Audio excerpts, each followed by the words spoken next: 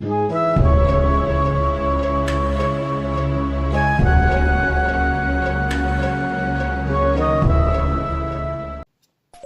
it comes to gaming mascots from the 80s and 90s, and even today, even non-gamers will have heard of the blue blur known as Sonic the Hedgehog.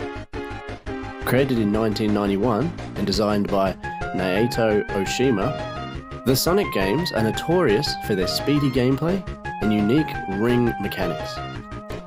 This is a series mostly known for its Genesis and Mega Drive titles, but today we'll be taking a look at Sonic the Hedgehog 2 on the Sega Master System, released in 1992 by Sega. Let's pop it in and get blasted by its processing.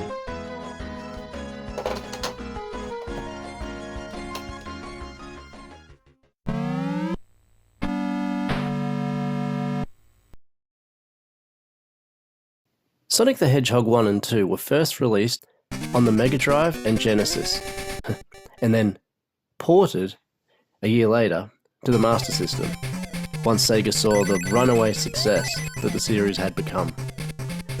Now I say ported with inverted commas, but truly, even though it shares the same title with Sonic the Hedgehog 2 for the Genesis and Mega Drive, just as a side note, I'm now going to call that Mega Gen when referring to those consoles. Anyway, the two games have almost nothing in common, including level design. They are more or less complete reimaginings, albeit on lesser hardware. Now, that said, this version of the game was ported to the Sega Game Gear. Ride a runaway cart, fly a hang glider through a raging storm, and shoot through a mind-boggling maze of twisting pipes as you race to save Tails and his friends from the evil Dr. Robotnik. Sonic 2's gameplay is largely the same as its 1991's predecessor. It's a fast-paced side-scrolling platformer, much like Mario on the NES, if he had permanent Starman ability activated. Sonic must speed through the levels, avoiding obstacles and defeating enemies in his path. He can collect power-ups like speed boosts and invincibility, and he must also collect rings, which act as a sort of health bar. If he gets hit without carrying any rings, he will bite the dust. He gets 3 lives to start with, and pretty much like every retro game in existence, losing all of your lives results in a game over. Now visually, obviously, it's not as impressive as its Mega Gen counterpart, but for the Master System, it's very impressive in motion once the gameplay speeds up. As for Sonic's sprite and the backgrounds, they all look excellent. Sonic is known for its incredible music throughout the years, and once again, this game has nothing on the Mega Gens, but it is great, if not a little lacking in my opinion. Now it's funny, for a game where you're expected to fly through as fast as you can, I find myself slowing down more often than not, mostly to get back on track, look for secrets, and not miss collecting any power-ups. Now, fortunately, the controls are great, and they make maneuvering around speedily a breeze. As stated a few times in this series, I never grew up owning a Master System. I had an NES. My exposure was from friends and my cousin Aaron, and you better believe Sonic was in that rotation of those encounters.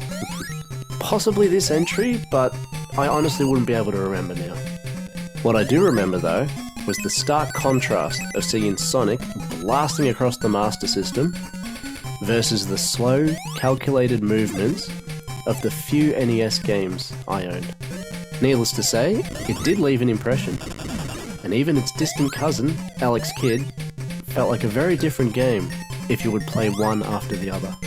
Nowadays, funnily enough, I'm honestly more a fan of the 3D Sonic games. Now I know that's not the most popular opinion, sound off in the comments, but I will always give respect to the originals, as they absolutely deserve it. Excellent games through and through.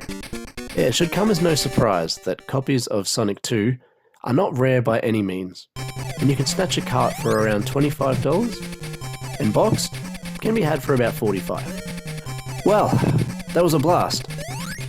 Processing. So, that was Sonic 2, one of the best Master System games, according to retro outlets at the time. Magazines, not forums. Now, what did I think of it? I'll say this. It shall be spin dashing, which is a move that was absent from this version, its way to a place on my shelf. Yep. Now, in retrospect, there are no bad games, but there are bad video game movie adaptations. The recent Sonic movies seem to have broken that curse. I mean, just take a look at this poster that is based off the Mega Gen Sonic 2 cover art. It's amazing. See you later.